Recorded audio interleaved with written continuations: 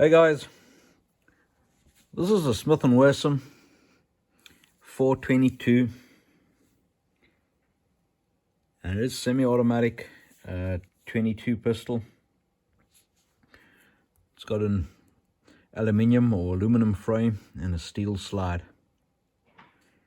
It's a bit of a weird setup. If you look at it from the front, the barrel sits in the bottom part, and then the rest of the mechanisms above that. And so when you want to safety check it, you kind of get this effect, and there's no chamber there because it sits at the back over there. Anyway, so there's the chamber with a barrel below the rest of the frame,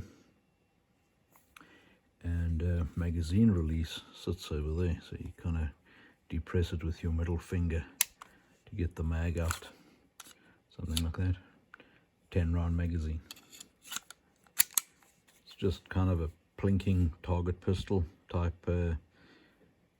It's got a slide release over there and a manual safety behind that.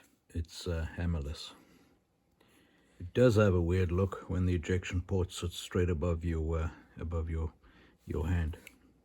So these were introduced by Smith & Wesson in 1987, and they were discontinued in 1996, and they were brought on the market to compete with the Ruger 22 pistols, the Mark 3s and 4s.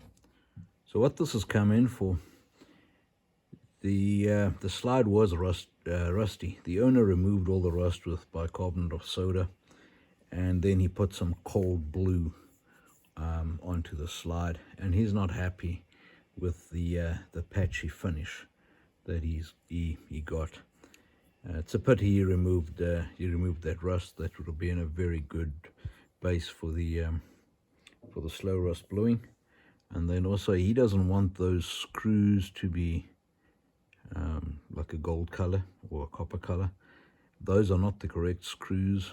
You can see the grips are slightly loose. The screws are too long. They need to be shortened, and I'll just blacken those up while I'm at it. To take these apart, take the magazine out, lock the slide back, and in there you can see that's where the recoil rod is. Take a spent case, get that in there, and let the slide go forward on that case, and that takes the tension off the spring. Lift out that block. Now the tension's off the spring. You can take your case out and get the case out, pull the recoil rod and spring out, and lift the slide off the frame. There you go. Now you can get into the barrel down the bottom there and clean her up. It is interesting to see that the gun is hammer fired. The hammer's right over there. So if we put a magazine back in, because these do have a mag safety, and without the mag you get a dead trigger. Put a magazine in there, control the fall of the hammer,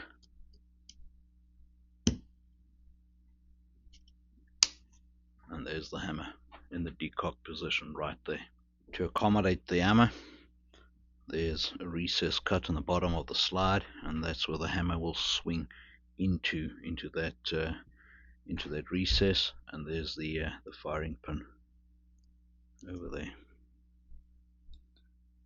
and there's the breech face with the firing pin protruding. Got that Smith 422 done, got the slide blued.